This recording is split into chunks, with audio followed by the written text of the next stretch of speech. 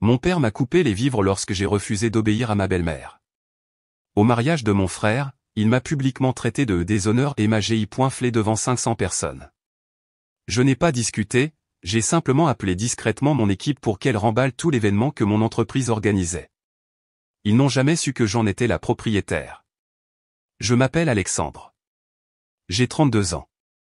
Mais avant de vous raconter comment ce seul moment d'humiliation m'a conduit à démanteler méthodiquement et légalement l'intégralité de l'événement d'un demi-million d'euros tandis qu'ils regardaient tous, sous le choc, dites-moi d'où vous regardez dans les commentaires ci-dessous. C'est étrange, ce sur quoi votre esprit se concentre dans un moment d'humiliation absolue et écrasante pour l'âme.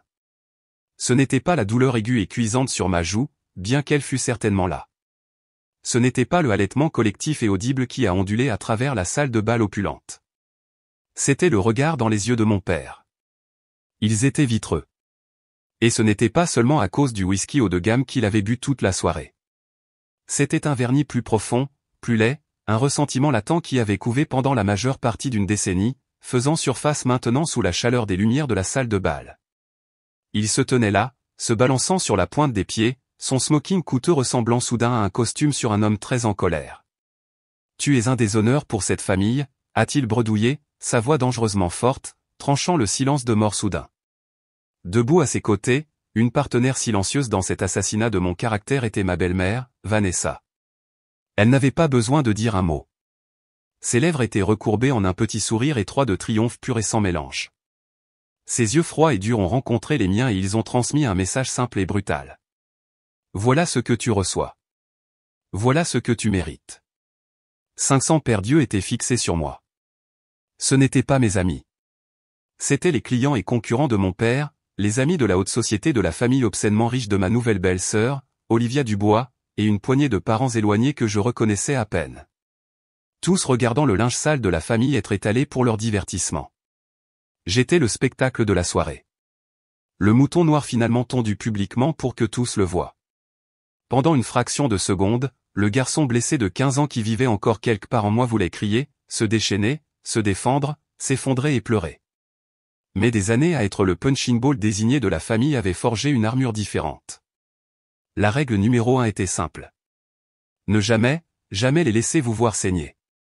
Alors, je ne l'ai pas fait. J'ai redressé mon dos. J'ai soutenu le regard furieux de mon père sans ciller. J'ai regardé le visage suffisant de Vanessa, soutenant son regard jusqu'à ce qu'elle, la victorieuse, soit la première à détourner les yeux. Puis, sans un seul mot, je leur ai tourné le dos et je suis sorti de la salle de bal. Mon cœur battait frénétiquement contre mes côtes, mais mes pas étaient mesurés et réguliers. J'ai marché le long d'un long couloir de marbre froid, le murmure confus de la fête s'estompant lentement derrière moi. J'ai trouvé une alcôve tranquille hors de vue et j'ai appuyé mon épaule contre la pierre fraîche. Fermant les yeux et essayant juste de forcer l'air dans mes poumons. Mes mains tremblaient de manière incontrôlable. C'est alors que je l'ai vu, un jeune homme à peine sorti de l'adolescence, portant l'uniforme noir impeccable du personnel d'organisation Jour Parfait. Il ajustait soigneusement un arrangement floral massif, s'assurant que chaque pétale était parfait. Sur la poche de poitrine de sa veste ajustée se trouvait un petit logo élégamment brodé, un signe stylisé avec les mots Organisation Jour Parfait brodés en fil d'argent en dessous. Et juste comme ça, une vague de quelque chose de froid, clair et puissant m'a submergé, éteignant la rage chaude et impuissante. Ce fut un moment de clarté stupéfiante et glaciale. Ce n'était pas un plan que j'avais fait. Ce n'était pas prémédité. C'était une opportunité livrée par le destin lui-même. C'était une réponse. J'ai sorti mon téléphone. Mes doigts, qui tremblaient quelques instants auparavant, étaient maintenant parfaitement stables. J'ai fait défiler mes contacts jusqu'à un nom en qui j'avais confiance avec ma vie et mes moyens de subsistance. Le téléphone a sonné 2 fois avant qu'elle ne décroche. Sa voix était professionnelle et alerte. « Catherine », ai-je dit, ma propre voix était basse, égale et dénuée de toute émotion. « C'est moi. » Exécuter la clause de contingence. Article 11, section B, environnement hostile. Fermez tout. Arrêtez tout. Maintenant, pour comprendre pourquoi j'ai passé cet appel, pourquoi je pouvais donner cet ordre sans la moindre hésitation, vous devez comprendre que la gifle au mariage n'était pas une étincelle. C'était un incendie de forêt qui brûlait souterrainement depuis 17 ans. Et cette gifle n'était que le moment où il a finalement percé la surface. La guerre contre moi a commencé quand j'avais 15 ans. Elle a commencé le jour où mon père, Richard, a ramené Vanessa à la maison, juste une seule année solitaire après que ma mère, Clara, ait perdu sa lutte brutale de 2 ans contre le cancer. Ma mère, Clara, n'était pas juste une personne dans notre maison. Elle était la maison elle-même. Elle était l'odeur du pain qui cuit un dimanche matin. Le son des rires résonnant dans les couloirs. Les peintures vibrantes et colorées qu'elle avait créées accrochées sur chaque mur. Sa présence était dans l'air même que nous respirions. Une semaine après que Vanessa a emménagé avec ses meubles épurés et minimalistes et ses yeux froids et évaluateurs, cet air a commencé à se raréfier. La maison a commencé à ressembler à un hôtel et nous n'étions que des invités. La purge fut systématique. Elle a commencé par les petites choses. La tasse à café préférée de ma mère disparaissant. Ses gants de jardinage usés disparaissant du porche arrière. Puis ça a escaladé. Je suis rentré de l'école un après-midi pour trouver 2 grandes boîtes en carton posées sur le trottoir avec les poubelles. Mon cœur a sombré. Je savais avant même de regarder à l'intérieur ce que j'allais trouver. Blottis entre de vieux journaux et du courrier indésirable se trouvaient les albums photos de ma mère. Toute sa vie, toute notre vie avec elle, documentée en photographie couleur décolorée maintenant reléguée à la poubelle. J'en ai sorti un, le cuir usé familier frais contre ma peau. Là, elle était lors de nos dernières vacances en famille. Ses bras passaient autour d'une version beaucoup plus jeune et plus heureuse de mon père. Elle souriait, mais on pouvait voir la fatigue dans ses yeux. Je me suis souvenu de ce jour. Je me suis souvenu à quel point elle avait essayé d'être joyeuse pour moi et mon jeune frère, Étienne. J'ai ramené la lourde boîte dans la maison. Vanessa était dans le salon dirigeant 2 ouvriers qui accrochaient une œuvre d'art abstraite massive et stérile, tout en angle vif et en traits noirs et rouges en colère, sur le mur où était accroché un portrait chaud et ensoleillé de ma mère. « Qu'est-ce que c'est ?» ai-je demandé, ma voix tremblant d'une rage que j'étais trop jeune pour savoir gérer. J'ai désigné la boîte. Vanessa s'est tournée, un sourire parfaitement placide sur le visage qui n'atteignait jamais ses yeux. « Oh, ce vieux désordre ! Il faut désencombrer, Alexandre. Créer un espace frais et moderne. Il s'agit d'aller de l'avant. » Ce n'est pas du désordre, ai-je dit, ma voix s'élevant, se brisant. C'est ma mère, mon père est entré alors, attiré par le bruit. Il a vu la boîte dans mes mains, les larmes dans mes yeux, l'attitude provocante de Vanessa. Il a soupiré. Un long son las d'un homme qui avait déjà choisi son camp. « Alexandre, a-t-il dit, évitant mes yeux. Vanessa a raison. Il est temps que nous allions de l'avant. Ce n'est pas sain de s'attarder sur le passé. Ce fut la première fois qu'il me brisa le cœur. Étienne, qui n'avait que 12 ans et désespéré de la stabilité et de l'affection que mon père en deuil ne pouvait fournir, a vu Vanessa comme une bouée de sauvetage. Il s'est accroché à elle, absorbant les louanges et les cadeaux dont elle le couvrait, l'enfant prodige dans son nouvel ordre mondial. Il ne semblait pas voir les effacements. Ou peut-être a-t-il simplement choisi de ne pas voir. La rupture finale irréparable est survenue quand il a été temps pour moi d'aller à l'université. J'avais travaillé sans relâche au lycée. J'ai été accepté dans une grande université d'État avec un programme d'études commerciales de premier ordre. C'était le rêve que ma mère et moi avions tracé ensemble lors d'innombrables conversations nocturnes. Des fonds universitaires avaient été créés quand nous étions bébés. Je n'étais pas inquiet. J'étais un idiot. Je me souviens de la conversation comme si c'était hier. J'étais assis dans le bureau de mon père, une pièce que je ne reconnaissais plus. Vanessa l'avait redécorée avec du bois sombre et du cuir noir, la faisant ressembler à un mausolée. « Papa. » J'ai commencé, essayant de paraître désinvolte. Le premier paiement des frais de scolarité est dû à la fin du mois. Il n'a même pas levé les yeux du rapport boursier qu'il lisait. « Tu as 18 ans, Alexandre. Tu es un homme. Cette fois, tu apprendras à te débrouiller seul. Un peu de travail acharné n'a jamais fait de mal à personne. » J'étais sans voix. Les mots ne venaient tout simplement pas. Mais qu'en est-il du fonds universitaire? Le fonds de maman. Il a finalement baissé le papier et m'a regardé, son expression froide et distante. Cet argent a été réaffecté. Nous avons eu des dépenses familiales importantes. Une semaine plus tard, j'ai vu exactement ce que signifiaient les dépenses familiales importantes. Garée dans l'allée, brillant sous le soleil de l'après-midi, se trouvait une toute nouvelle Mustang décapotable rouge pompier. C'était un cadeau de diplôme de lycée anticipé pour Étienne. Son chemin était tracé, une éducation Ivy League, entièrement financée, un appartement de luxe près du campus, et ce symbole de leur faveur. Mon fonds universitaire, l'argent que ma mère avait soigneusement économisé pour mon avenir, était devenu la compte sur le nouveau jouet de mon frère. Quand j'ai essayé d'aborder le concept d'un héritage, ou du moins une division équitable des biens de ma mère, Vanessa avait ri. Elle m'a dit que ma mère avait laissé derrière elle d'importantes dettes médicales qui avaient anéanti tout héritage. C'était un mensonge, mais c'est celui que mon père a choisi de croire. C'était ça. Les lignes n'étaient pas seulement tracées. Elles étaient gravées dans la pierre. Il y avait l'enfant prodige, et il y avait le rappel gênant d'une vie antérieure. Moi. Alors, je me suis débrouillé seul. J'ai contracté tous les prêts étudiants que j'ai pu, et j'ai travaillé. Mon Dieu, comme j'ai travaillé. J'ai trouvé un emploi de serveur dans un restaurant ouvert 24h24. L'odeur de graisse s'accrochant à moi longtemps après la fin de mon service à 2h du matin. J'ai trouvé un autre emploi à mettre en rayon dans une épicerie. Mon réveil hurlant à 5h du matin pour que je puisse finir avant ma première classe. Et dans les heures intermédiaires, je faisais du travail de conception graphique en freelance en ligne, créant des logos pour 5 € de l'heure, jusqu'à ce que mes yeux brûlent. Ma vie était un flou d'épuisement, de café bon marché et de ramen instantané. Mon colocataire, Thomas, un étudiant en ingénierie mince et brillant qui semblait fonctionner à l'optimisme pur, fut mon seul témoin. C'est lui qui me voyait tomber dans mon lit, tout habillé, trop fatigué même pour enlever mes chaussures. Il fut aussi mon premier croyant. Nous nous asseyions dans notre chambre de dortoir encombrée de la taille d'une boîte à chaussures et je parlais, divagant sur mon idée folle de créer une entreprise d'organisation d'événements.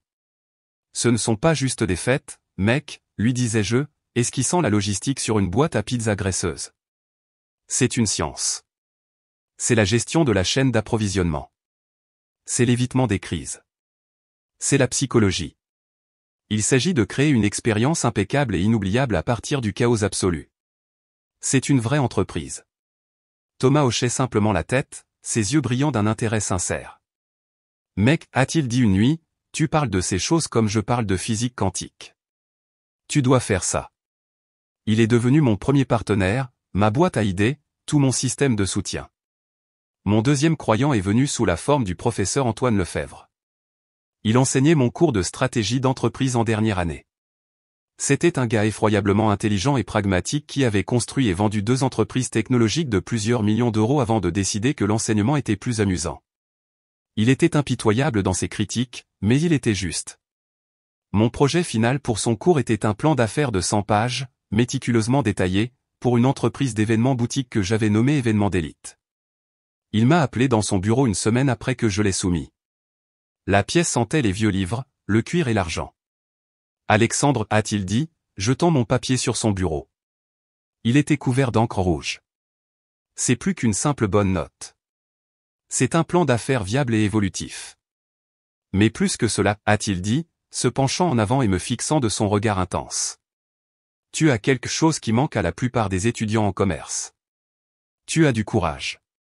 Tu as la faim de quelqu'un qui a dû se battre pour chaque miette. Le talent est commun.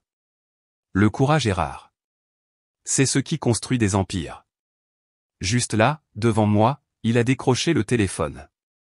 Il a appelé 2 de ses anciens contacts d'affaires, un PDG local et le responsable d'une grande association caritative. Je vous envoie un jeune homme, a-t-il dit au téléphone. Il s'appelle Alexandre. Engagez-le pour votre prochain événement. Faites-moi confiance, il a raccroché et m'a regardé. Ne me fais pas passer pour un idiot, gamin. Il m'avait donné mon départ. Il avait validé mon rêve quand mon propre père le traitait comme une fantaisie enfantine. Mon ex-petite amie Sophie fut une autre victime de mon ambition. Elle était intelligente, drôle et belle, et elle méritait plus qu'un petit ami constamment épuisé, stressé par l'argent et marié à son travail. Je ne peux plus faire ça, Alexandre, m'a-t-elle dit une nuit, ses yeux remplis d'une triste résignation. Je t'aime, mais je suis fatigué de passer en 2e position derrière un plan d'affaires. Je ne pouvais même pas argumenter. Elle avait raison. Son départ n'était qu'un autre prix que je devais payer pour la vie que j'essayais de construire. La rupture finale complète avec ma famille est survenue à Thanksgiving. J'avais 22 ans, à quelques mois de l'obtention du diplôme. J'avais conduit les 6 heures pour rentrer à la maison dans ma Honda crachotante et déglinguée, m'accrochant à l'espoir insensé que les choses pourraient être différentes. Elles ne l'étaient pas. À table, entouré de ma famille élargie, mon oncle Jacques, le frère de mon père, m'a demandé quels étaient mes projets après l'obtention du diplôme. Avant même que je puisse ouvrir la bouche, Vanessa est intervenue, sa voix dégoulinante de condescendance mielleuse. Oh, Alexandre lance sa petite entreprise de fête. N'est-ce pas charmant? Étienne, maintenant étudiant de 2e année suffisant dans son école de l'Ivy League, a ricané. Ouais, frérot. Tu vas faire des sculptures de ballons aux fêtes d'anniversaire d'enfants? La table a ri. J'ai senti la chaleur de la honte monter le long de mon cou. J'ai regardé mon père, une imploration silencieuse et désespérée dans les yeux. Dis quelque chose. Défends-moi, s'il te plaît. Il a juste fixé intensément la dinde qu'il découpait, comme si elle détenait les secrets de l'univers. Son silence fut un rugissement. C'était une approbation de leur moquerie. Au moins, je construis quelque chose par moi-même, ai-je dit entre mes dents serrées, ma voix tendue. On ne me donne pas tout sur un plateau d'argent. Le coup a fait mouche. Le visage d'Étienne est devenu rouge. La tête de mon père s'est relevée d'un coup, ses yeux lançant des éclairs de colère. Ça suffit, Alexandre, a-t-il averti, sa voix basse et dangereuse. N'ose pas venir chez moi insulter ton frère. Ne gâche pas cette fête pour tout le monde. Ma maison, pas notre maison. Les mots sont restés en suspens dans l'air. Un verdict final. J'ai lentement posé ma serviette sur la table et je me suis levé, ma chaise raclant bruyamment sur le parquet poli. Tu sais quoi? Tu as raison. J'ai regardé autour de la table les visages de ma famille. Ma grand-mère, Éléonore, avait l'air peinée et triste, mais n'a rien dit. Mon oncle Jacques était soudainement fasciné par le motif de son assiette. Les autres n'étaient que des spectateurs mal à l'aise. Je ne gâcherai pas votre fête. Je suis sorti de cette maison, je suis monté dans ma voiture et j'ai conduit les 6 heures pour retourner à mon minuscule appartement. L'écho de leur rire résonnait dans mes oreilles tandis que je regardais la silhouette de ma maison familiale disparaître dans le rétroviseur. J'ai fait un vœu silencieux et solennel. Je construirai une vie si réussie, si solide et si entièrement la mienne qu'il ne pourrait jamais la toucher, jamais la ternir, et jamais, jamais plus me faire sentir que je n'étais rien. Je ne leur demanderai jamais une seule chose, et je ne regarderai jamais en arrière. Je ne le savais pas alors, mais je fermais cette porte pour cette longue année difficile et transformatrice. Les 7 années suivantes furent une corvée, mais une corvée justifiée. C'était la mienne. J'ai versé chaque once de mon énergie, chaque euro que je gagnais, chaque moment d'éveil dans événements d'élite. Thomas, mon colocataire universitaire, a tenu sa promesse de croire en moi. Il a encaissé des obligations d'épargne que son grand-père lui avait laissées et est devenu mon premier partenaire officiel. Pendant 2 ans, mon minuscule appartement fut notre siège mondial. Le salon était notre salle de conseil, la table de cuisine notre centre de conférence. Nous étions alimentés par du café bon marché et un désir ardent de prouver à tout le monde qu'ils avaient tort. Lentement, péniblement, ça a commencé à fonctionner. Les 2 petits contrats d'entreprise que le professeur Lefebvre m'avait lancés se sont déroulés sans accroc. Le bouche-à-oreille a commencé à se répandre. Nous n'étions pas les moins chers, mais nous étions les meilleurs. Nous étions obsessionnels sur les détails. Nous étions calmes en cas de crise. Nous gérions chaque événement comme si c'était le nôtre. Nous avons finalement déménagé dans un petit bureau sans fenêtre que nous avons surnommé la boîte à chaussures. 1 an plus tard, nous avons déménagé dans un vrai bureau avec des fenêtres et une réceptionniste. J'ai embauché Catherine, une femme vive et farouchement loyale avec un passé militaire comme directrice des opérations. Elle était imperturbable. Elle est devenue mon bras droit, la personne qui gérait la machinerie complexe de l'entreprise afin que je puisse me concentrer sur la croissance et la stratégie. Et nous avons grandi. Nous avons commencé à décrocher de plus gros clients, des lancements de produits de grandes entreprises technologiques, des galas de bienfaisance de la haute société qui rapportaient des millions d'euros, et des mariages élaborés pour l'élite de la ville. Je n'étais plus le gamin avec la petite entreprise de fête. J'étais un acteur. L'une de mes stratégies de croissance clé était l'acquisition ciblée. Je ne voulais pas seulement croître organiquement. Je voulais absorber la concurrence.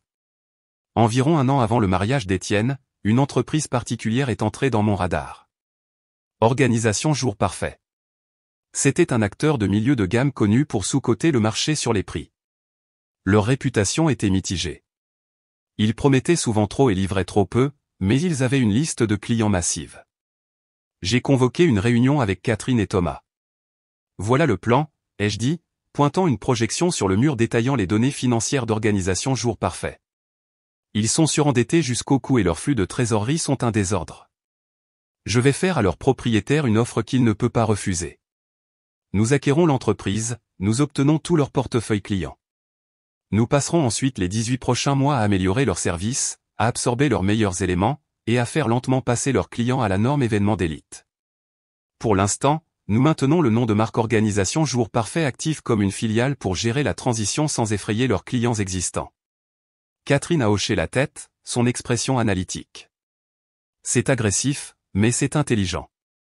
Nous saignons la concurrence de l'intérieur. Thomas a souri. J'adore ça. C'est un cheval de Troie. L'accord a été conclu discrètement un mois plus tard. Événement d'élite est devenu la société mère silencieuse d'Organisation Jour Parfait. C'était une décision commerciale stratégique et calculée. Je n'avais aucune idée que ce cheval de Troie serait un jour introduit au centre du champ de bataille de ma propre famille. La vie n'était pas que travail. Au milieu de la construction de mon empire, j'ai renoué avec Jessica. Nous avions été amis au lycée et elle venait de retourner en ville pour travailler comme architecte accomplie. C'était une bouffée d'air frais. Elle était brillante, drôle, et elle comprenait l'ambition. Elle voyait les cicatrices que ma famille m'avait laissées. Mais elle ne me traitait pas comme une victime. Elle me traitait comme un survivant. Elle est devenue ma partenaire, ma confidente, ma paix, ma famille choisie. Nous nous sommes fiancés à l'anniversaire du jour où j'avais lancé Événement d'élite. Et puis, après cette année de silence absolu et ininterrompu, l'épaisse enveloppe couleur crème est arrivée à mon bureau. Elle était adressée de l'écriture parfaite et bouclée de Vanessa. Une invitation au mariage d'Étienne et Olivia Dubois. Les Dubois étaient pratiquement la royauté locale, vieille richesse avec un vaste empire dans la fabrication. Ce n'était pas juste un mariage. C'était une fusion de dynasties. Glissée à l'intérieur sur une carte plus petite et séparée se trouvait une note manuscrite dans l'écriture familière et légèrement désordonnée d'Étienne. Alexandre, y était-il écrit. Je sais que ça fait longtemps. Trop longtemps. Les choses se sont compliquées. Mon frère me manque. Ça signifierait le monde pour moi si tu étais là le jour J, réparons ça. J'ai fixé la note, un rire amer montant dans ma gorge. 7 ans. Pas un seul appel téléphonique, pas un SMS, pas une carte de Noël, et maintenant ça. Réparons ça. Comme s'il s'agissait d'un robinet qui fuit. Jessica a lu la note par-dessus mon épaule. Elle est restée silencieuse pendant un long moment. Qu'en penses-tu ? A-t-elle finalement demandé. Je pense que ça a l'empreinte de Vanessa partout, ai-je dit, jetant l'invitation sur mon bureau. Pour les Dubois, l'image familiale est primordiale. Ils ne peuvent pas avoir le frère du marié absent. Ça fait mauvais effet. Ce n'est pas un rameau d'olivier. C'est un coup de relation publique. Ou peut-être, a-t-elle dit doucement, sa main trouvant la mienne. C'est une chance pour toi d'obtenir ce que tu as toujours voulu. Qu'est-ce que c'est ? La clôture, a-t-elle dit. Pas pour eux. Pour que tu y ailles, que tu les vois tels qu'ils sont, et que tu refermes ce chapitre pour de bon, à tes propres conditions. Ces mots ont fait mouche. La partie rationnelle de mon cerveau savait que c'était un piège. Mais une petite partie stupide de moi, la partie qui se souvenait encore de jouer à la balle avec mon frère dans le jardin, voulait y croire. Sur une intuition, j'ai fait quelques recherches. J'ai appelé un contact au lieu de prédilection des Dubois, le domaine de la Chênaie, ridiculement exclusif. Qui s'occupe de l'organisation de l'événement pour le mariage des Dubois ? Ai-je demandé d'un ton désinvolte. Une entreprise appelée Organisation Jour Parfait, a-t-il dit. Un nouveau partenaire pour nous. Mais ils ont été fortement recommandés par la mère du marié. Le monde a semblé ralentir pendant une seconde.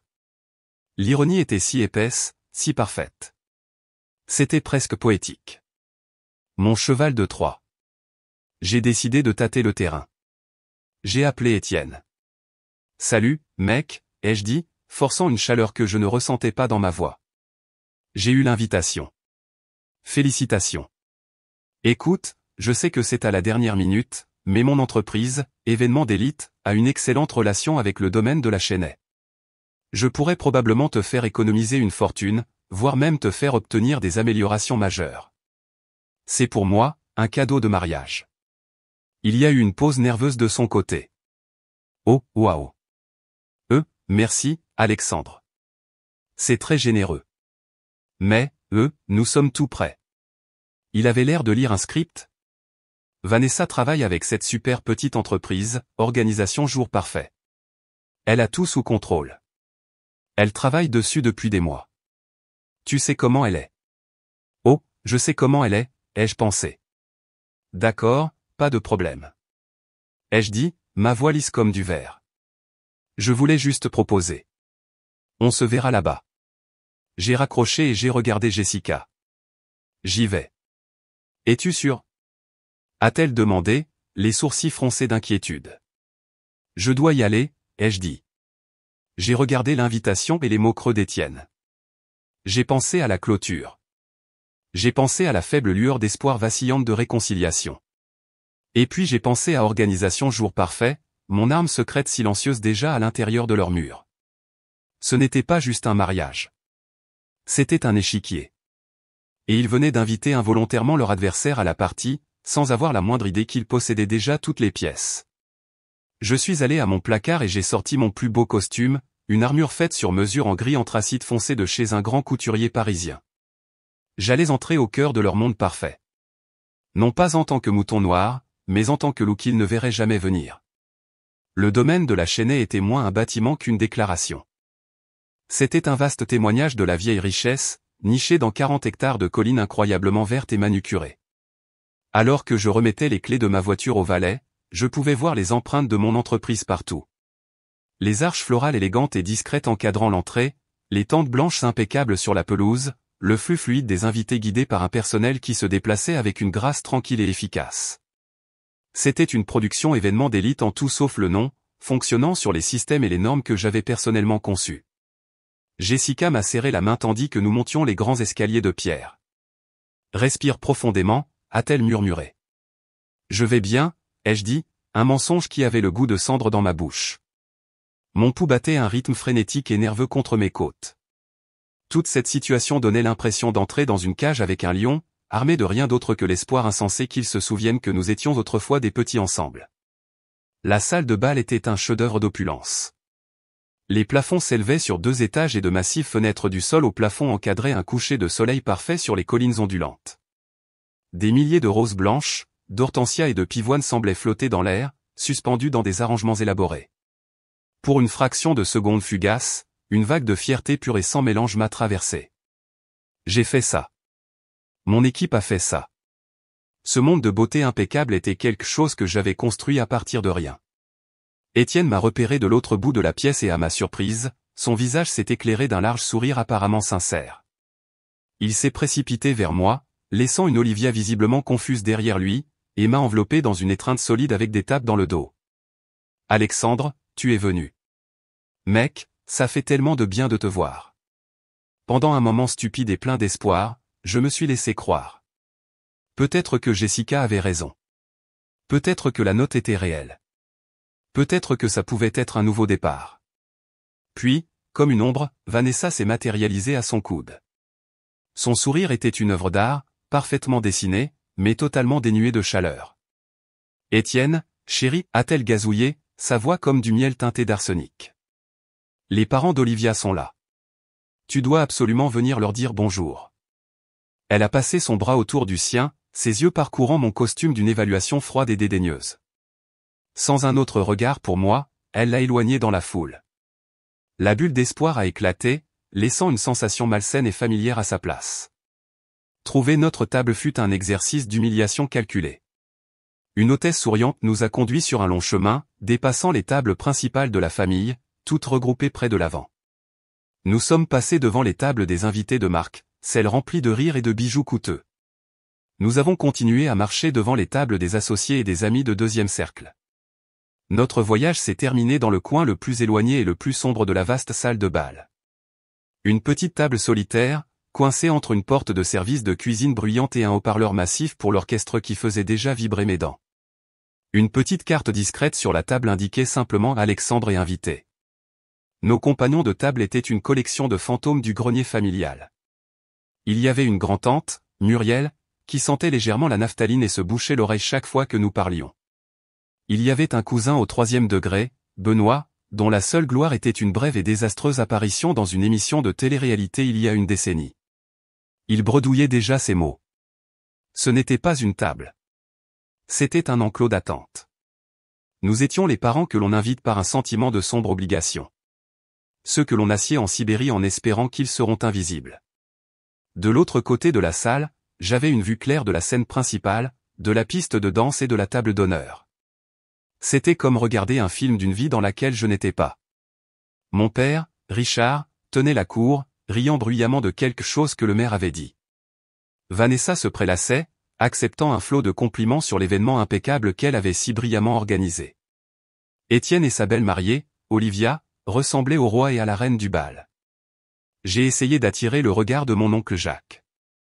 Il m'a vu et pendant une seconde, un regard d'excuse peinée a traversé son visage.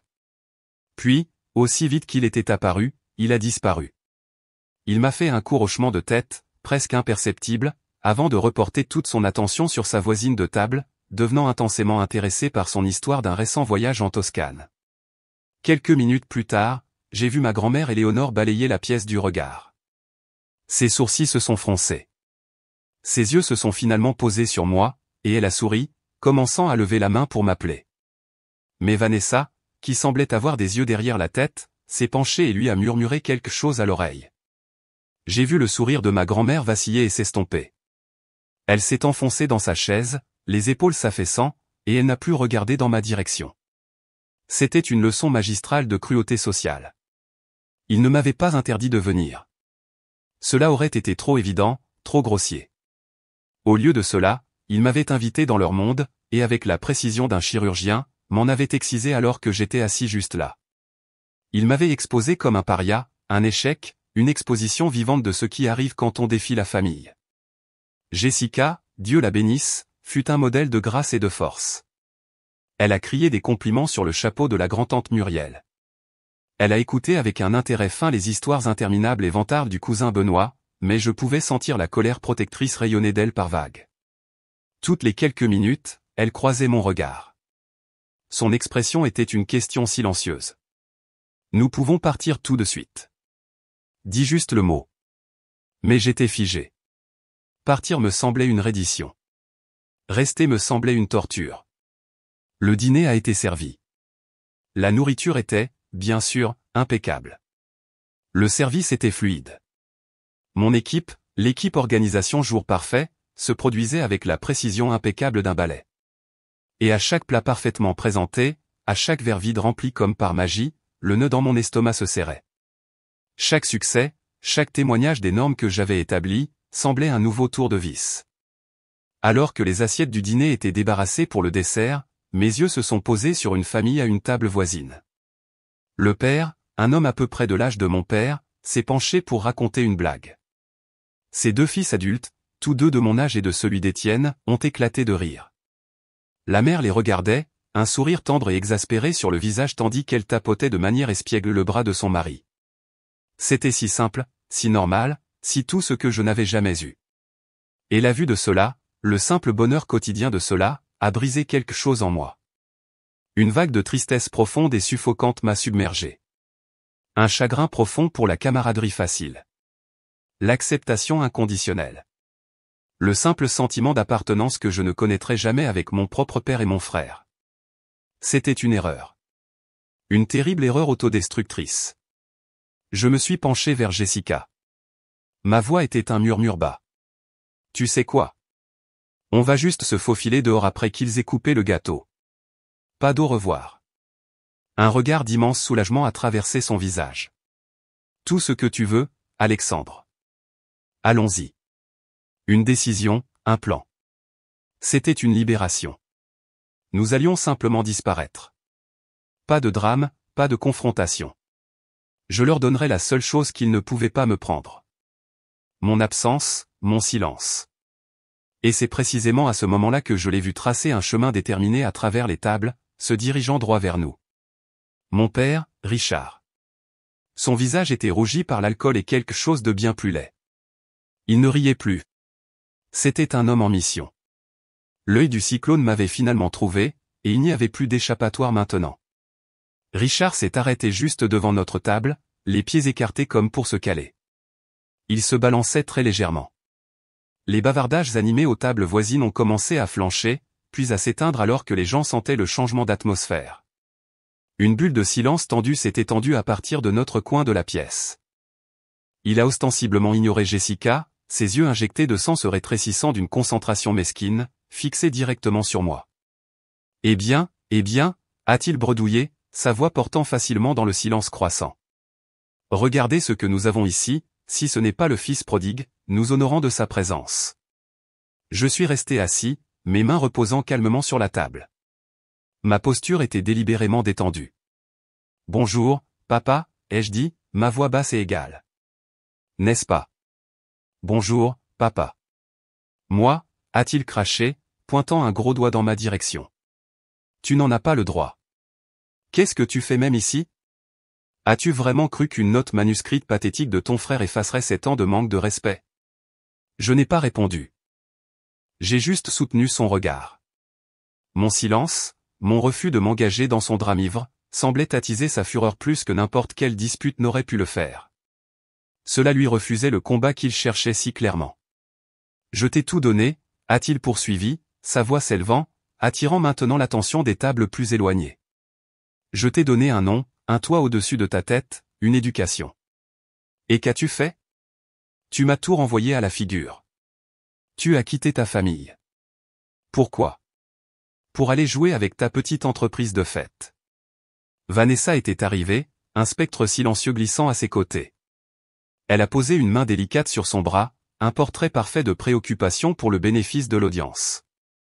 Richard, chéri, ne fais pas ça, a-t-elle murmuré, sa voix juste assez forte pour être entendue. Il n'en vaut pas la peine. Les gens regardent. C'était une performance magistrale, la faisant paraître comme la pacificatrice raisonnable tout en validant simultanément sa colère et en lui rappelant son public. Laissez-les regarder, a-t-elle rugi, secouant sa main. Qu'ils voient tous quel déshonneur ingrat et arrogant il est. 7 ans, pas un seul appel. Et ensuite, tu as l'audace de te pointer ici dans ton costume chic, probablement loué, en essayant de faire semblant de faire encore partie de cette famille. Mon costume n'est pas loué, papa. Ai-je dit, ma voix dangereusement basse, coupant sa tirade. Vanessa a lâché un aboiement de rire court et strident. Oh, s'il te plaît, Alexandre, ne sois pas ridicule. Comme si ta petite entreprise pouvait s'offrir un costume de chez un grand couturier parisien. Richard, il est juste ici pour faire une scène. Il est jaloux. Il a toujours été jaloux du succès d'Étienne. Il essaie de gâcher le grand jour de son frère. C'était ça. C'était le dernier mensonge impardonnable. L'accusation selon laquelle moi, celui qui avait été systématiquement ostracisé, financièrement coupé, publiquement moqué et émotionnellement abandonné, j'étais celui qui essayait de gâcher les choses. Ce n'est pas moi qui fais une scène ici, ai-je dit, mes yeux fixant ceux de mon père. Quelque chose en lui, un dernier fil de civilité, a cassé. Le masque de l'homme d'affaires prospère est tombé, révélant la rage pure et laide d'une brute à qui l'on avait refusé son pouvoir. Tu es un déshonneur pour cette famille, a-t-il grogné, se penchant si près que je pouvais sentir le whisky aigre sur son haleine. Et puis il a ramené sa main en arrière et m'a giflé fort au visage. Le son fut comme un claquement de fouet dans la salle de bal caverneuse. C'était aigu, laid et indéniable, un halètement collectif. Un son de 500 personnes retenant leur souffle d'un coup a ondulé à travers la pièce. Ma tête a basculé sur le côté sous la force. Ma joue a explosé d'une douleur chaude et cuisante. Pendant un long moment suspendu, il y a eu un silence retentissant absolu. Le quatuor à cordes, qui jouait une douce mélodie, a flanché puis s'est arrêté complètement. Tous les yeux dans la pièce étaient sur moi, sur mon père, sur le tableau les que nous présentions. La piqûre physique n'était rien. C'était la piqûre symbolique qui m'a brisé. Dans cet unique acte public violent, mon père avait confirmé tout ce que j'avais jamais craint. J'étais sans valeur à ses yeux. Je n'étais rien. La dernière lueur d'espoir insensé que j'avais portée avec moi dans cette pièce. L'idée de la clôture, d'une dernière compréhension adulte, était éteinte. C'était fini. Tout ça. Lentement, délibérément, j'ai tourné la tête pour lui faire face. J'ai regardé dans les yeux de l'homme qui était censé être mon protecteur, mon champion, et j'ai ressenti un vide profond et glaçant. Il n'y avait pas d'amour là. Il n'y avait pas de douleur. Il n'y avait juste rien.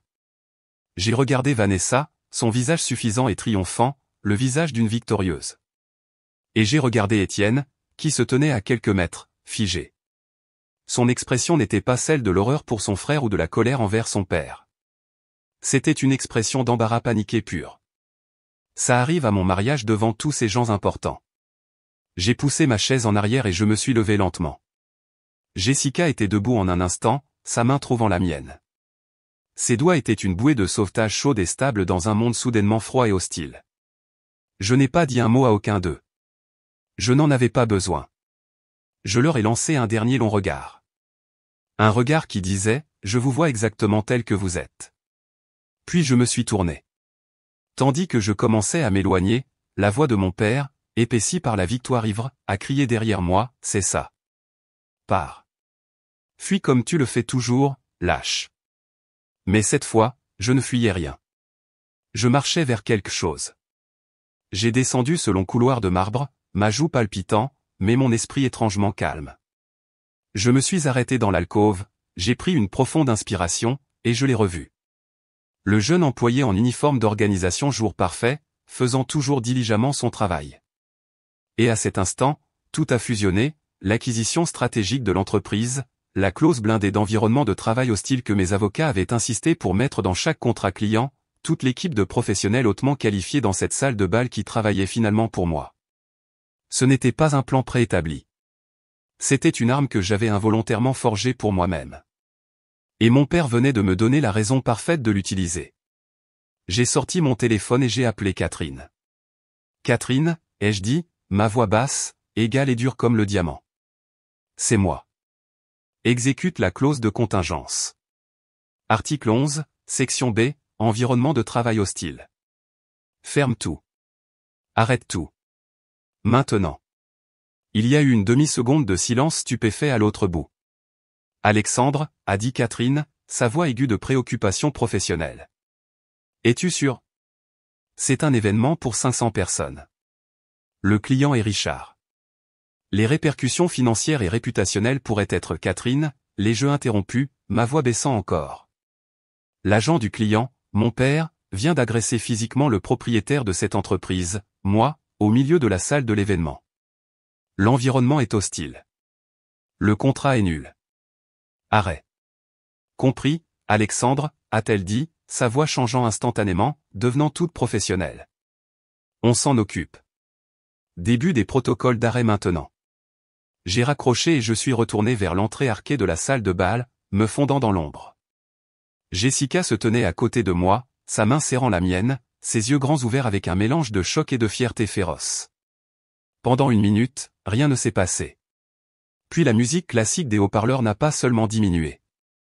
Elle s'est coupée net avec un grésillement électronique discordant et brutal. Un instant plus tard, l'éclairage d'ambiance chaud, doré et romantique qui baignait la pièce s'est éteint, plongeant la salle de bal dans l'éclairage fluorescent standard du bâtiment, dur et peu flatteur. Un murmure confus et anxieux a parcouru la foule. Puis mon équipe a commencé à bouger. Ce n'était pas le chaos. C'était une symphonie d'efficacité impitoyable. Le coordinateur principal, David, que j'avais moi-même formé, a parlé calmement dans son micro-casque. Une équipe de 4 membres du personnel s'est dirigée vers la table d'honneur et a commencé à démonter méthodiquement les arrangements floraux élaborés, plaçant soigneusement les milliers d'euros de fleurs dans des boîtes de transport. Une autre équipe a commencé à enrouler la piste de danse blanche installée sur mesure avec des mouvements rapides et exercés. Les barmen ont commencé à couvrir les bouteilles de liqueur haut de gamme avec des bâches noires et à verrouiller les placards. Le gâteau de mariage de 1,5 m de haut a été soigneusement roulé vers la sortie de service. Les invités étaient debout maintenant, leur visage un mélange de confusion, d'alarme et de curiosité morbide. Vanessa, le visage masqué par une fureur pâle, a finalement aperçu Catherine dirigeant l'opération près de la scène principale. Elle s'est précipitée vers elle, sa robe coûteuse bruissant derrière elle. « Au nom de Dieu, qu'est-ce que vous pensez faire » a-t-elle hurlé, sa voix assez stridente pour couper le verre. « Arrêtez ça tout de suite. J'aurai votre tête. Je veillerai personnellement à ce que votre petite entreprise pathétique soit en faillite et mise sur liste noire dans cette ville. Catherine, toujours professionnelle, s'est simplement tournée pour lui faire face, son expression calme et illisible. Madame, conformément aux termes de votre contrat, nous avons mis fin à nos services pour la soirée en raison d'un environnement de travail hostile et dangereux. Si vous avez une plainte, vous devrez la soumettre directement au propriétaire de l'entreprise. Alors faites-le sortir, a crié Vanessa, sa voix se brisant d'hystérie. Je veux voir l'homme qui dirige cette farce d'entreprise. Je veux le voir tout de suite. C'était mon signal. Je suis sorti de l'ombre et j'ai marché calmement à travers la pièce à moitié démantelée. Les invités restants se sont tournés pour observer le nouveau drame se dérouler. Je me suis arrêté à quelques mètres devant Vanessa, le visage illisible. Vous vouliez me voir, ai-je dit, la couleur avait quitté son visage. Sa mâchoire s'est relâchée. Elle me regardait, la bouche s'ouvrant et se fermant comme un poisson hors de l'eau, mais aucun son n'en sortait.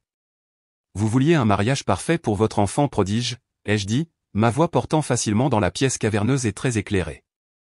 Vous vouliez impressionner tous vos amis riches. Alors, vous avez engagé les meilleurs. Félicitations, Vanessa. Vous l'avez fait. J'ai laissé cela planer dans l'air un instant. L'entreprise que vous avez engagée est une filiale d'Événements d'élite, et Événements d'élite est à moi. J'ai tourné mon regard vers mon père et Étienne qui étaient venus se tenir à ses côtés, leurs visages masques identiques de stupeur et d'incrédulité. Vous avez pris la mémoire de ma mère, ai-je dit, ma voix stable et claire. Chaque mot était une pierre soigneusement placée. Vous avez pris mon fonds universitaire. Vous avez pris ma place dans cette famille. Ce soir, vous avez essayé de prendre ma dignité. C'est ici que ça se termine. J'ai fouillé dans la poche intérieure de mon costume et j'ai sorti une seule carte de visite épaisse en carton. Elle appartenait à mon avocate d'affaires, Maître Dubois, une femme connue pour son style de litige impitoyable. Je l'ai tendue à mon père. Sa main tremblait tandis qu'il la prenait. Pour tout dommage que vous estimez vous être dû, ai-je dit, ma voix froide comme la glace. Envoyez la facture à elle. Elle prendra contact concernant mes propres réclamations pour agression et diffamation. Et sur ce, j'ai tourné le dos à l'épave fumante de leur fête parfaite. J'ai pris la main de Jessica et ensemble nous sommes sortis de cette salle de bal, les laissant debout au milieu des preuves de leur propre destruction. Nous n'avons pas regardé en arrière. Les sons des cris incohérents de Vanessa et des cris confus des invités se sont estompés derrière nous, remplacés par le bourdonnement tranquille et puissant du moteur de ma voiture alors que nous nous éloignions dans la nuit. Ce n'était pas le son d'une évasion. C'était le son de la libération. Le trajet d'une heure pour rentrer à la maison fut enveloppé d'un silence épais et profond. Jessica ne m'a pas poussé à parler. N'a pas posé une seule question. Elle a juste tendu la main et a pris la mienne. Son contact était un point d'ancrage solide et réconfortant dans le tourbillon de ce qui venait de se passer. Mon téléphone, que j'avais jeté sur le siège passager, a commencé à vibrer sans cesse. C'était une vibration frénétique et en colère qui semblait remplir le petit espace de la voiture. BZZ. Un SMS de Richard. Une suite d'insultes incohérentes et de menaces de ruine financière. BZZ. Un appel manqué d'un numéro inconnu que je savais être l'un des alliés de Vanessa. BZZ. Un SMS d'Étienne. Les mots brillants d'apitoiement sur soi sur l'écran sombre. Comment as-tu pu me faire ça? Tu as gâché mon mariage. BZZ, BZZ, BZZ. Un cœur implacable de leur rage, de leur choc, de leur incroyable incrédulité que le punching ball familial ait enfin riposté. J'ai laissé vibrer. Le son était un agacement lointain, comme une mouche bourdonnant de l'autre côté d'une épaisse vitre. Lorsque nous sommes finalement entrés dans le sanctuaire tranquille de mon appartement, j'ai pris le téléphone, regardé l'écran rempli de leurs noms, une galerie de mes tourmenteurs, et j'ai maintenu le bouton d'alimentation enfoncé jusqu'à ce que l'écran s'éteigne. J'ai posé le rectangle noir inerte sur le comptoir en granit. Je choisissais le silence. Je choisissais la paix. Jessica est venue derrière moi et a enroulé ses bras autour de ma taille, posant sa tête contre mon dos. Je suis tellement fier de toi, a-t-elle murmuré. Ces mots simples prononcés avec une sincérité si féroce m'ont presque brisé. Je me suis retourné et je l'ai juste serré, enfouissant mon visage dans ses cheveux, laissant enfin échapper le souffle que j'avais l'impression de retenir depuis 17 ans. Les jours suivants furent le calme avant la tempête juridique. L'histoire du mariage qui n'a pas eu lieu s'est répandue dans leur cercle social privilégié comme une traînée de poudre. Vanessa, prévisible comme toujours, a lancé une campagne de diffamation de la terre brûlée. Elle et sa coterie d'amis riches ont inondé les sites d'avis, Google et tous les forums de mariage de critiques cinglant une étoile pour organisation jour parfait. Les critiques étaient remplies de mensonges, nous accusant d'être non professionnels, d'avoir abandonné sans motif, d'avoir gâché le jour le plus important de son fils. Puis vint la salve officielle. Un épais paquet intimidant est arrivé à mon bureau par coursier. Il provenait d'un cabinet d'avocats très coûteux que je ne reconnaissais pas. À l'intérieur se trouvait une lettre épaisse de jargon juridique, mais le message était brutalement simple. Richard et Vanessa me poursuivaient. Événement d'élite et organisation jour parfait. Ils ne poursuivaient pas seulement pour rupture de contrat. Ils lançaient tout contre le mur pour voir ce qui collerait. Intention de causer une détresse émotionnelle, diffamation, calomnie, atteinte à la réputation et ingérence dans un événement familial privé. Richard avait engagé son ami de golf, un avocat teigneux connu pour ses tactiques agressives d'intimidation au tribunal. C'était leur stratégie. Écraser l'opposition par une force écrasante et l'enterrer sous les frais de justice. Il pensait encore que j'étais ce gamin effrayé et fauché qu'il pouvait intimider jusqu'à la soumission. J'ai lu l'intégralité du document, puis je l'ai scanné calmement et l'ai envoyé par email à mon avocate, Maître Dubois. Maître Dubois n'était pas un teigneux. C'était un requin.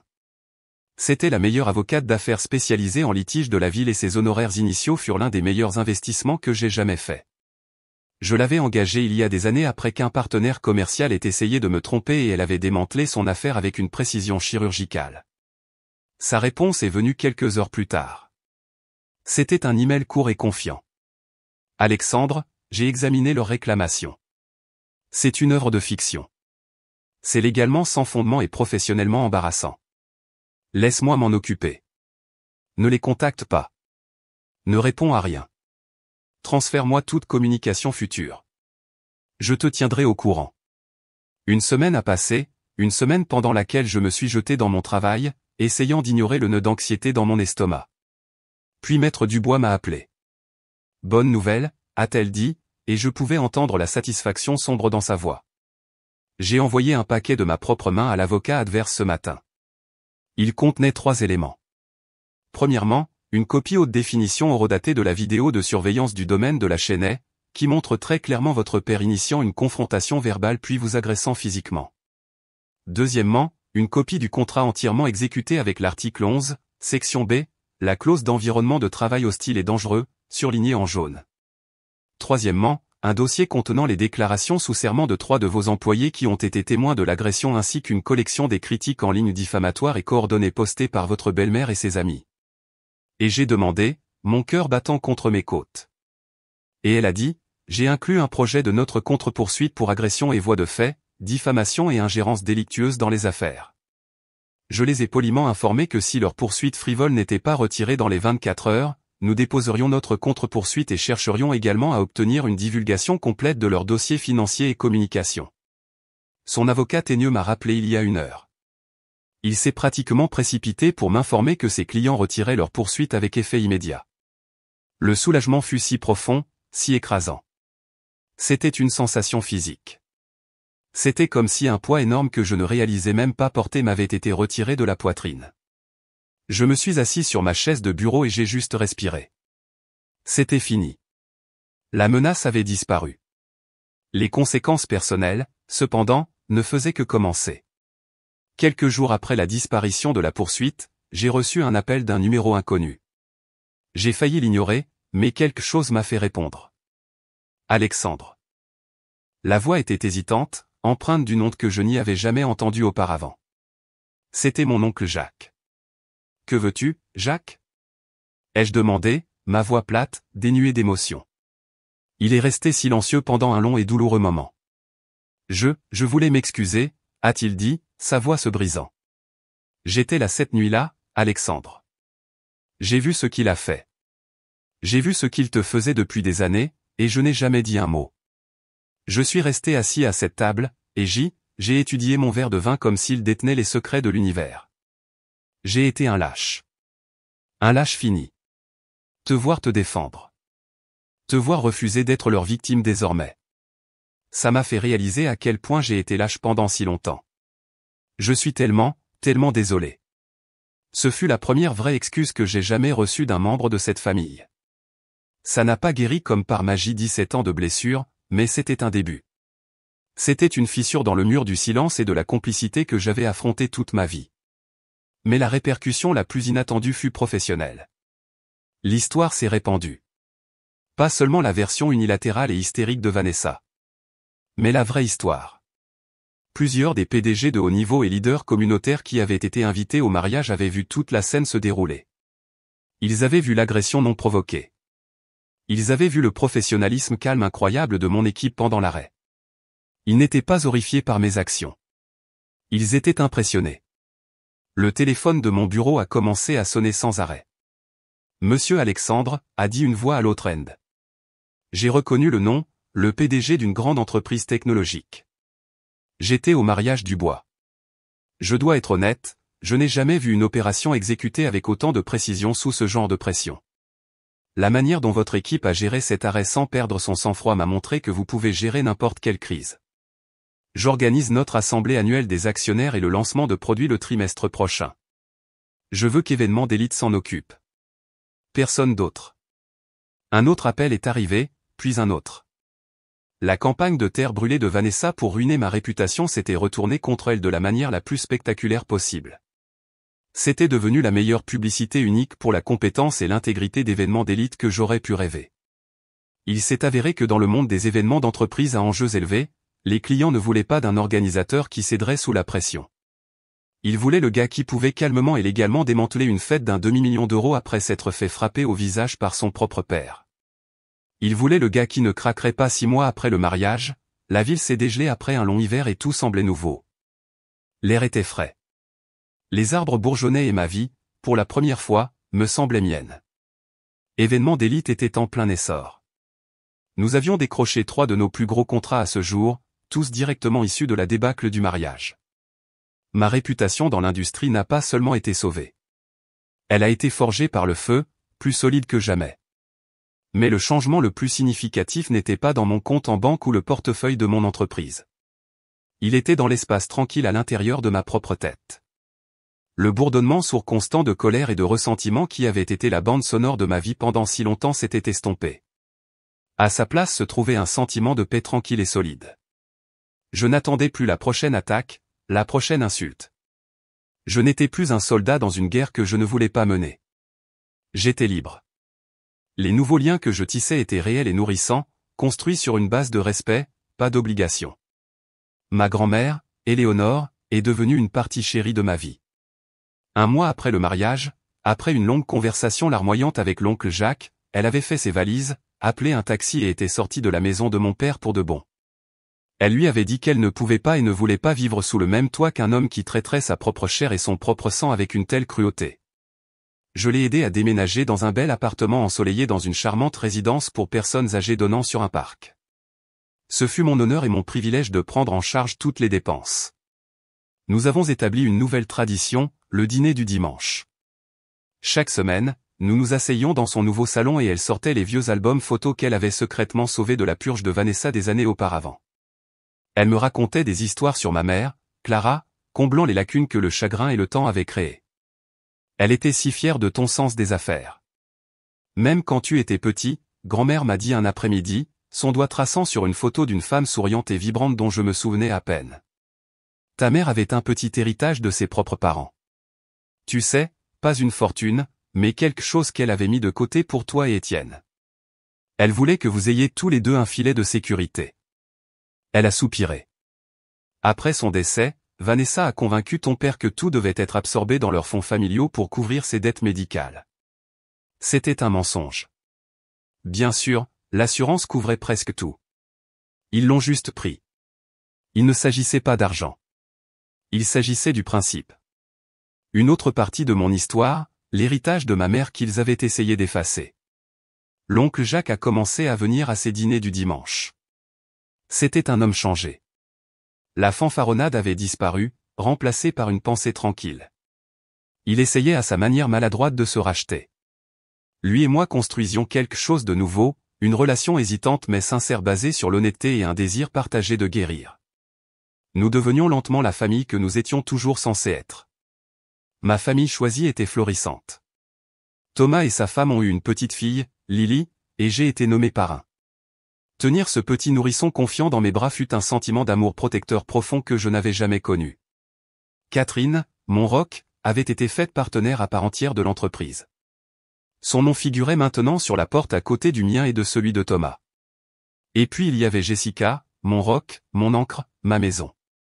Elle avait été la lumière constante et inébranlable dans les moments les plus sombres.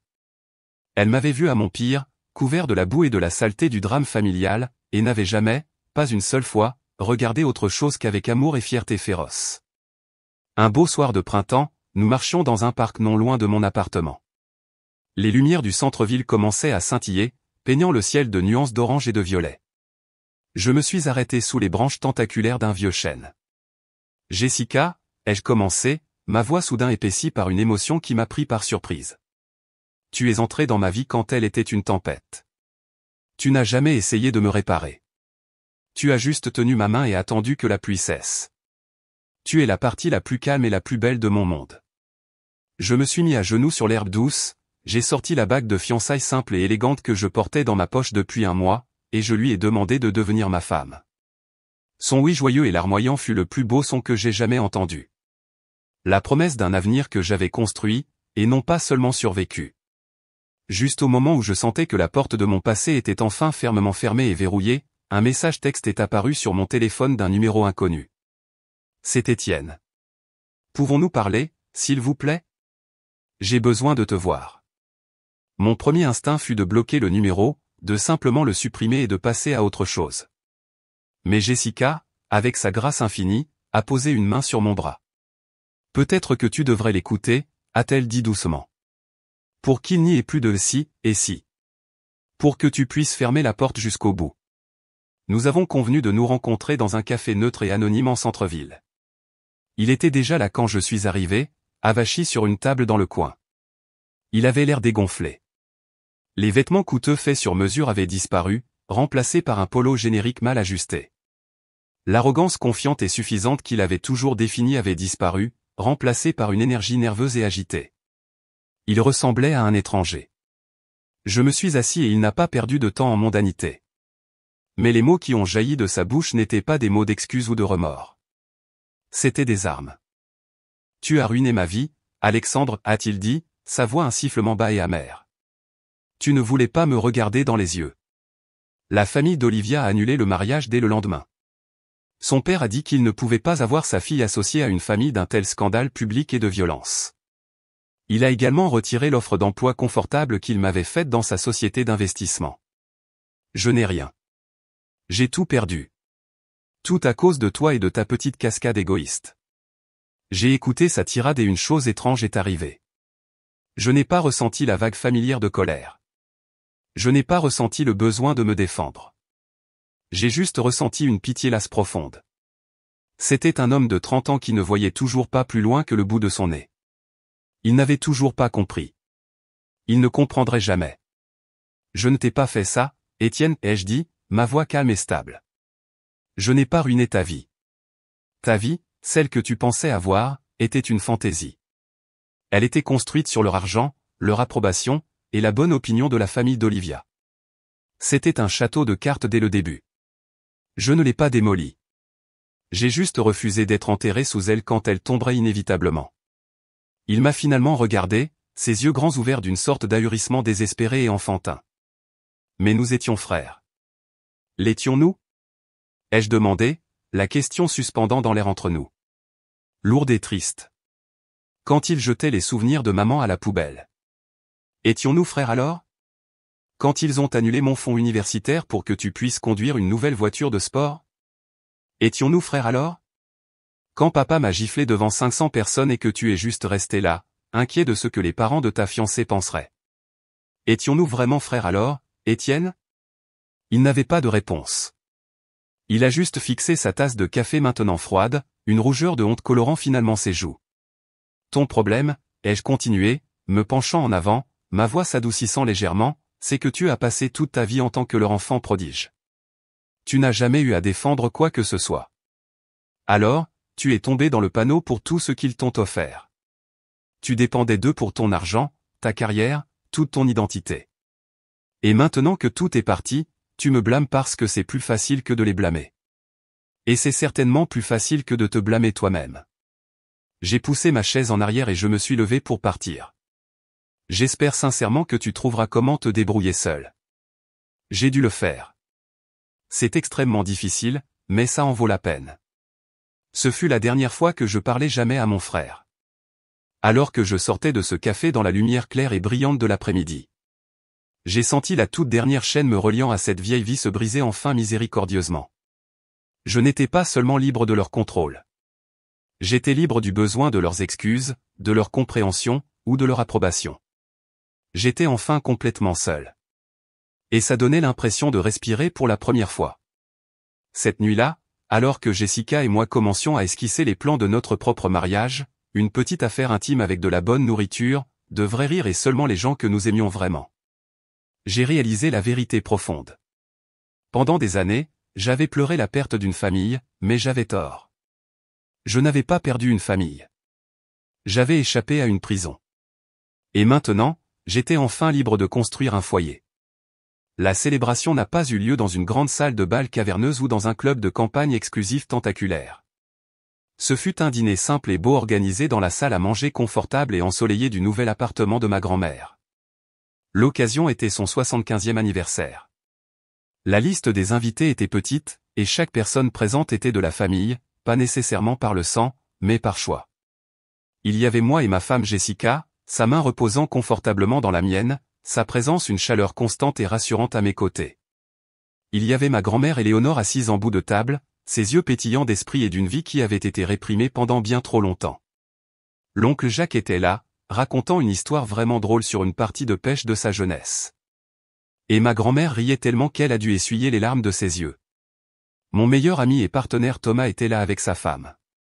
Leur petite fille Lily gazouillait joyeusement dans sa chaise haute, tapant occasionnellement une cuillère sur la table pour ajouter à la conversation. Et mon autre partenaire, Catherine, était là, levant une coupe de champagne pour porter un toast à ma grand-mère. Sa présence était un symbole tranquille et solide de la famille professionnelle loyale et incassable que j'avais eu la chance de construire. On ne parlait pas du passé, pas de mention de Richard, Vanessa ou Étienne. Leurs noms semblaient être des reliques d'une civilisation différente, d'une autre vie. Ils n'avaient pas leur place à cette table. Nous avons parlé de la première dent de Lily, d'un nouveau bâtiment innovant que Jessica concevait, des projets ambitieux de ma grand-mère de rejoindre un club de bridge compétitif. Nous avons parlé du présent. Nous avons parlé de l'avenir. Plus tard ce soir-là, alors que la fête touchait à sa fin, Jessica et moi nous tenions sur le petit balcon de l'appartement, regardant la tapisserie scintillante des lumières de la ville, l'air était frais et vif, portant les sons lointains et réconfortants de la ville. « Es-tu heureux, Alexandre » a-t-elle demandé doucement, sa tête reposant sur mon épaule. J'ai réfléchi à la question pendant un long moment. J'ai pensé au garçon de 15 ans qui avait dû sauver les souvenirs de sa mère d'une poubelle. J'ai pensé à l'homme de 18 ans qui s'était épuisé au travail, alimenté par la caféine et la rancœur, pour payer une éducation que son père lui avait refusée. J'ai pensé à l'homme qui se tenait humilié et seul après avoir été publiquement honteux et giflé par son propre père. Les cicatrices de ces moments étaient toujours là. Elles feraient toujours partie de mon histoire, une carte d'où j'étais passé, mais elles ne dictaient plus où j'allais. J'ai regardé à travers la porte vitrée la lumière dorée et chaude de la salle à manger, où résonnait encore le son des rires faciles de ma famille choisie. J'ai regardé l'incroyable femme debout à mes côtés. Celle qui avait vu toutes mes pièces brisées et n'avait jamais essayé de me réparer, seulement de m'aimer. Heureux ne suffit même pas, ai-je dit. Ma voix était épaissie par une gratitude si immense qu'elle était humiliante. Pour la première fois de ma vie, je me sens entier. J'ai réalisé en ce moment tranquille que la famille n'est pas une question de sang. Ce n'est pas une question d'obligation ou de nom de famille partagé. C'est une question de respect. C'est une question de soutien. C'est une question d'être là les uns pour les autres dans les bons moments et, plus important encore, dans les mauvais. La famille n'est pas quelque chose dans lequel vous naissez. C'est quelque chose que vous construisez. C'est un choix quotidien conscient. Pendant tant d'années, je me suis battu pour une place à une table où je n'étais jamais vraiment désiré. La décision la plus grande et la plus libératrice que j'ai jamais prise fut d'arrêter de me battre. De tourner le dos à cette table froide et vide et d'aller construire la mienne. Et ma table remplie de la famille que j'ai choisie déborde de plus d'amour, de loyauté et de rire sincère que je n'aurais jamais pu imaginer. Me défendre ce soir-là au mariage n'était pas un acte de vengeance. C'était un acte de survie. Ce fut le moment où j'ai finalement décidé irrévocablement que je méritais qu'on se batte pour moi. Merci d'avoir écouté mon histoire. J'espère qu'elle a résonné en vous d'une certaine manière. Avez-vous déjà été dans une situation où vous avez dû faire un choix difficile pour protéger votre propre paix et votre bien-être? Partagez votre histoire dans les commentaires ci-dessous, et n'oubliez pas d'aimer et de vous abonner pour ne pas manquer la suite.